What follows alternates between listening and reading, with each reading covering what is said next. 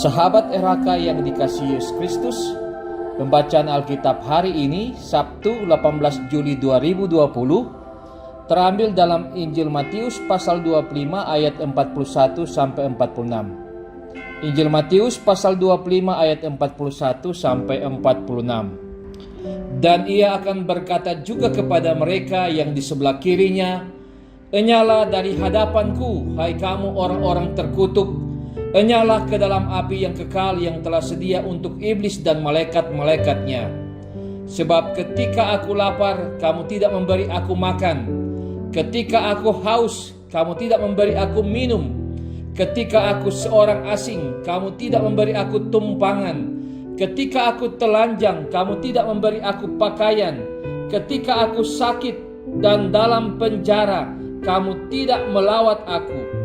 Lalu mereka pun akan menjawab dia, katanya, "Tuhan, bila mana kami melihat engkau lapar, atau haus, atau sebagai orang asing, atau telanjang, atau sakit, atau dalam penjara, dan kami tidak melayani engkau?"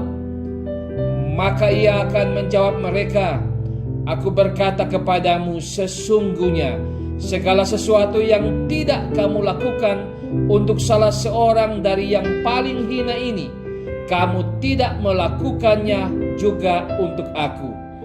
Dan mereka ini akan masuk ke tempat siksaan yang kekal, tetapi orang benar ke dalam hidup yang kekal.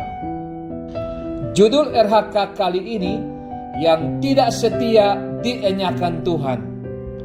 Sahabat RHK yang diberkati Tuhan, orang yang tidak setia tidak layak berada di hadapan Tuhan.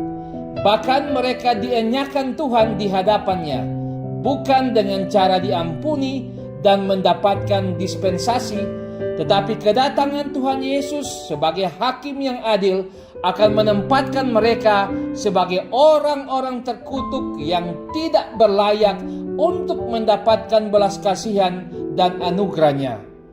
Waktu atau kesempatan sebagai anugerah untuk melakukan pelayanan dengan setia dan taat telah berakhir. Tidak ada lagi pengampunan.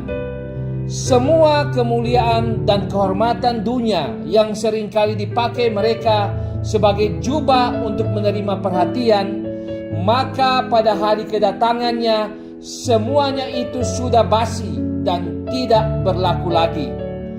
Ketika berada di dunia, mereka disebut sebagai orang-orang mulia. Namun, ketika penghakiman akhir itu berlangsung, mereka akan disebut sebagai orang-orang terkutuk. Seperti kata pepatah, menyesal kemudian tak ada gunanya. Upah yang akan mereka terima adalah api yang kekal, suatu tempat yang disediakan untuk iblis dan malaikat-malaikat pengikutnya.